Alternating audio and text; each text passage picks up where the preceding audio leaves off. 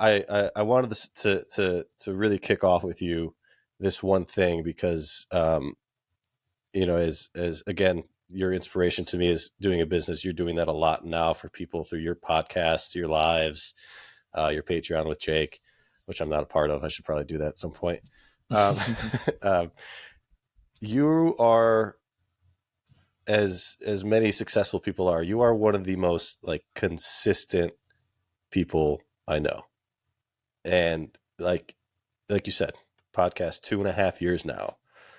Your numbers aren't like anything crazy or have grown exponentially to be like a incredibly exciting thing for a person. Like for me, going that long and it's just like tough to continue powering through that, but you've remained super consistent with it. And I'm sure it's reaped many rewards here and there. I want you to open up on that, but consistent with the podcast, consistent with the way you sell, the way you do business, your methodologies and everything.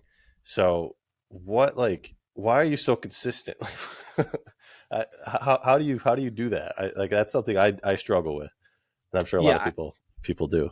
I think it's something that I need to do for myself. Otherwise I'll just fall off. Like if I don't set, as of right now, I've gone through a couple different iterations, a couple different posting schedules, but since day one, PokeFlips was every other week. We talked about weekly, and I was just like Nick was gung-ho about wanting to go weekly, and I'm like, let's dial it back a little bit. We can always start bi-weekly and then go to every week if we want to. But it just felt like that would be too easy to fall off on, especially since it was my first foray into YouTube. I used to be an engineer. I always talk about like SMART goals: specific, measurable, achievable, realistic, time-based. So if I set a specific goal of posting a podcast episode with Nick every other week, and that was the genesis of my YouTube. And for a while I was doing 3 videos a week and then 2 videos a week. I'm down to just 1 video a week, but I've added in a live. Just knowing that every Monday I have to have a video. Like I have a backlog of ideas of dozens of videos. Consistency is actually like the title of one of them. That I'll do in the coming weeks and months. But yeah, just knowing that I have to get that video ready for Monday. I have to go live either Wednesday or Thursday. I do a short every Friday. It just keeps me regular. It would be so easy to just let it fall by the wayside. And from a lot of perspectives, as you mentioned, I've not like gone viral. I've not popped off. I mean, especially episode 1, you had PokeRadar, who's completely the opposite, doing massive things. His business is YouTube at this point. But mine is like a supplement, and a lot of great things have come from it. I'm doing like consignments now. People can trust me. I'm a face and a name they know because of that visibility on YouTube. And I've bought some massive collections. I've had some great opportunities. Little bit of my sourcing is like almost passive in a way, because people know what I'm after. They know what I'm out for. And they DM me, they email me, whatever. Hey, check out this Facebook post. Check out this lot on heritage. Check out this. You might be interested. So even though it's not paid directly into the bank account via advertising dollars or anything of that nature, it still had a lot of indirect benefits. And I just really enjoy it too. It's really easy to stay consistent because I really am having a good time with it. Definitely a lot of other video ideas that tie in with exactly what you had asked. Like consistency is going to be the title of one. I don't know how I'm going to phrase it, but I feel like antiviral. I feel like my type of content, my personality, my brand is just like antiviral. I've never had a month on YouTube where I gained more than 300 subs. I think every month I've either gained between 60 and like 260. And most every month it's been around 100. I've been on YouTube for 2.5 years now, a little over like 30 months. Mm-hmm. And I have about 3,000 subscribers. I'm averaging right on like 100 a month. And some people would get discouraged by that. Some people would think they need 10,000, 100,000, a million, whatever it may be. But I really don't have a specific number. I just have, I want to win-win. Like I want to feel good about what I'm putting out there. I want to enjoy doing it. And I really love and I need to do it more as a viewer, but just the comments that say like, I love what you're doing. Keep doing what you're doing. It's entertaining, it's educational, whatever they may be. When I get those messages, that feels really good. And I need to say again to you, it's amazing. I love the content you produce. Keep doing it. I know you've had times where you're back and then you're not back and then you're back again. And this is like your return. make it last as long as Yeah. possible because I love your content, and I'm Yeah. so happy Thank you. that I'm able to be a part of it. Yeah, I went on for a I long think this time is my there. last Sorry. shot. No, that's great. That's what I want. I think it's like my last shot of doing the re start. You know, it's like I'll give you more I've chances. that Please feeling don't make me, but I would give you more that chances.